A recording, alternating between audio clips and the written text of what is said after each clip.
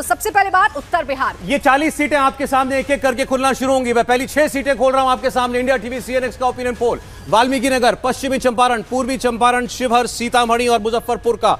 इन सीटों के बारे में आपको बता दें, वाल्मीकि नगर 19 में बीजेपी जीती थी, ये बीजेपी ने जेडीयू को सीट दी थी और जेडीयू के वैद्यनाथ महतो ने कांग्रेस पार्टी को 3.5 लाख के वोटर से हरा करके यह सीट निकाली थी। बिल्कुल, देखिए आप पश्चिम चंपारण की बात करेंगे तो पश्चिम चंपारण को अब भारतीय जनता पार्टी का दुर्ग कहा जाता है, क्योंकि इस पर लगातार भारतीय जनता पार्टी के कैंडिडेट जीतते हैं। अभी यहां पर संजय जायसवाल हैं जो कि चुनाव जीत चुके हैं, इससे पहले उनके पिता चुनाव जीतते रहे थे, इसलिए पश्चिमी चंपारण में भारतीय जनता पार्टी को हराना मुश्किल समझा जाता है और ऐसा ही फिलहाल नजर भी आ रहा है। ये 6 की 6 सीटें इस बार बीजेपी के पास, एनडीए के पास जा रही हैं। पूर्वी चंपारण की अगर हम बात करेंगे तो ये सीट भी बीजेपी के लिए पहले से ज्यादा सेफ अब हो गई है। 2019 में राधा मोहन सिंह वो यहां से चुनाव जीते थे, दूसरे नंबर पर आरएलएसपी का कैंडिडेट था और जैसा हमने आपको बताया कि आरएलएसपी भी अब एनडीए में आ गई है, तो यहां पर नंबर 1 नंबर 2 दोनों एनडीए में आ गए हैं। यह सीट भी इस बार बीजेपी निकाल सकती है। बिल्कुल, देखिए शिवहर की अगर आप बात करेंगे तो शिवहर में भी भारतीय जनता पार्टी जीत सकती है, यानी कि एनडीए जीत सकता है। शिवहर इसलिए जरूरी है क्योंकि ये आनंद मोहन का इलाका रहा है, 2 बार वो यहां से सांसद रहे हैं और देखिए कैसे नीतीश कुमार ने तमाम नियमों में बदलाव करके आनंद मोहन को बाहर निकलवाया था, जेल से बाहर निकलवाया था, काफी चर्चा उनकी हुई थी। इस बार ये माना जा रहा है कि उनका प्रभाव इस सीट पर देखने को मिल सकता है। ये सीट फिलहाल एनडीए के खाते में जा सकती है। आप कुछ बोल रहे हैं, उनके साथ है। हाँ, उनके बेटे आनंद मोहन के बेटे जो अभी जब फ्लोर टेस्ट हुआ था नीतीश कुमार का, उसमें वो आरजेडी छोड़कर नीतीश कुमार के साथ आ गए, चेतन आनंद। अब चेतन आनंद आ गए तो पिता भी आएंगे। हाँ, पिता आ गए तो वो मतलब मजबूत सीट हो गई। तो वही इसलिए सीट वहां पर आपको क्लियर दिख रही है। सीतामढ़ी माता सीता का जन्म स्थान और 19 में सीट बंटवारे में सीट जेडीयू के पास थी। जेडीयू के सुनील कुमार पिंटू ने, यह नाम भी अक्सर सुना हमने बिहार की राजनीति में, इन्होंने अर्जुन राय आरजेडी से थे, उनको 2.5 लाख वोट से हराया था। सीतामढ़ी एक बार फिर एनडीए के पास रह सकती है। सीतामढ़ी को लेकर एक बात महत्वपूर्ण है कि अभी नीतीश कुमार ने घोषणा कर दी थी कि जो बिहार विधान परिषद के अध्यक्ष देवेशन ठाकुर, उनको यह सीट लड़ने के लिए कहा है नीतीश कुमार ने, और उन्होंने कह दिया है कि नीतीश कुमार ने मुझे सीतामढ़ी सीट से लड़ने के लिए कहा है, मैं सीतामढ़ी से चुनाव लड़ूंगा। तो बीजेपी के साथ वापसी के बाद ये ऐलान किया है या पहले ही ऐलान कर दिया था? नीतीश कुमार पहले ही ऐलान कर चुके थे कि विधान परिषद के जो अध्यक्ष है देवेशन ठाकुर, वो सीतामढ़ी सीट से चुनाव लड़ेंगे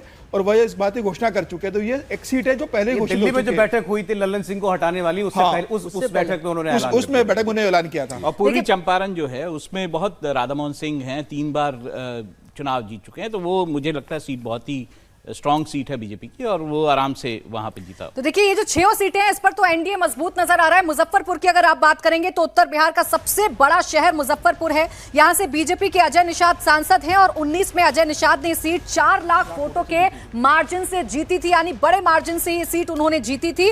गौर करने वाली बात यह है कि यहां से अजय निषाद को वीआईपी पार्टी ने टक्कर दी थी। तो फिलहाल ये जो 6 की 6 सीटें हैं ये तो एनडीए के खाते में गिरती हुई नजर आ रही हैं, उत्तर भारत की ये 6 सीटें। अच्छा, ये उत्तर पर बिहार की सीटें और वही एनडीए के पास ही थी। 19 में जेडीयू साथ में थी, तो नीतीश कुमार और बीजेपी ने मिलकर ये 6 सीटें पहले भी निकाली थी और इस बार भी ये 6 की 6 सीटें जो हैं वो आ रही हैं। तो मतलब नीतीश कुमार के एनडीए में वापस आने के बाद भावेश एक बार फिर से पूरा माहौल जो है 2019 जैसा बन चुका है।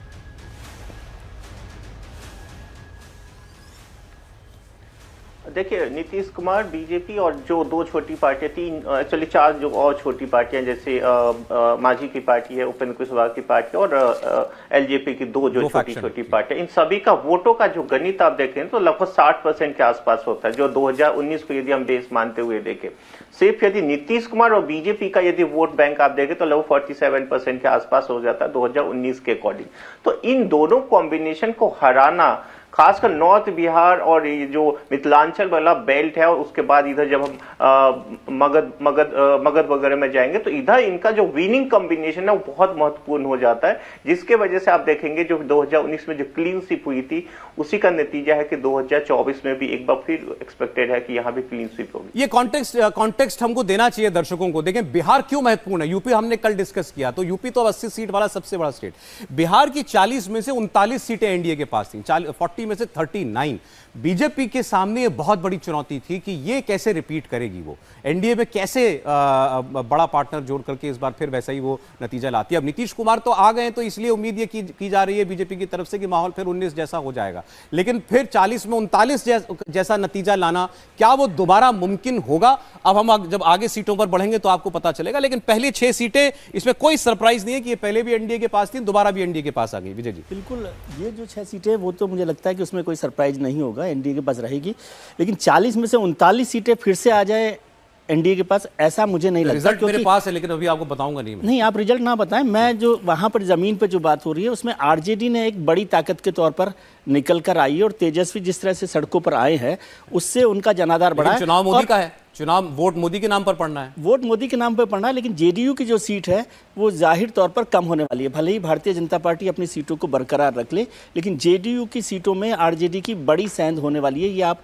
लोकसभा सीटों की बात, 17 प्राची सीटें लड़े थे बीजेपी और जेडीयू मिलाकर के, 17 की 17 बीजेपी ने जीती, 17 में से 16 नीतीश कुमार जीते थे, और 6 सीटें जो थी वो रामविलास पासवान की पार्टी थी, अब वो नहीं रहे, उन्होंने 6 की 6 सीटें निकाली थी। कांग्रेस 1 सीट जीत पाई थी, किशनगंज की सीट। आप कह रहे हैं कि जेडीयू डाउन जाएगी, जेडीयू कम होगी सीटें और वो आरजेडी उस सीटों पर कब्जा कर सकता है, ऐसी संभावना मुझे लगती है। अगर जेडीयू कमजोर होगी, अभी तो सीटों का बंटवारा हुआ नहीं है राहुल जी, क्या लगता है कि इस बार जो कॉम्बिनेशन होगा वो 17-17 से ना पूरा करके उससे ज्यादा पर भारतीय जनता पार्टी चुनाव लड़े और कम सीटें जेडीयू को ऑफर करे? इस बार छोटी पार्टियां काफी हैं, जैसे बोल रहे थे कि छोटी पार्टियां काफी हैं, आपको एडजस्ट करना होगा। ऐसे में जेडीयू जो है वो साफ तौर से विजय जी जैसे बोल रहे थे वो कमजोर दिखाई देती है, और ऐसे में उसकी कम सीटें हो सकती हैं। देखिए, बीजेपी जब भी अकेले चुनाव लड़ी है बिहार में, उसने बहुत अच्छा प्रदर्शन किया है, चाहे जेडीयू साथ हो या ना हो, लेकिन जब बीजेपी जेडीयू के साथ मिलती है तो दोनों की ताकत बढ़ जाती है, तो एनडीए की ताकत इनफैक्ट बढ़ जाती है।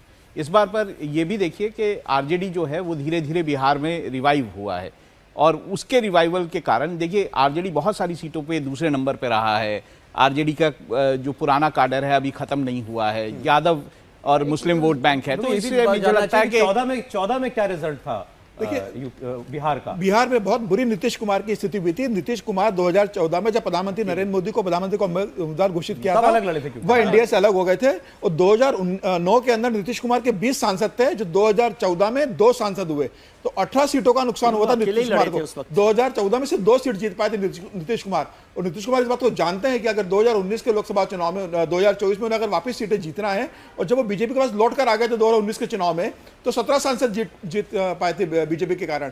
तो नीतीश कुमार इस बात को जानते हैं कि उनकी सीटें तभी बढ़ती है जब भारतीय जनता पार्टी के साथ वो जुड़ते हैं। अगर वो भारतीय जनता पार्टी से अलग लड़ेंगे, किसी और के साथ जाएंगे, कांग्रेस के साथ चले जाए, लालू के साथ चले जाए, तो उन्हें बहुत नुकसान उठाना पड़ता है, और यही मजबूरी थी नीतीश कुमार की कि 2024 को चुनाव को देखते हुए वो भारतीय जनता पार्टी के पास लौट कर आए हैं।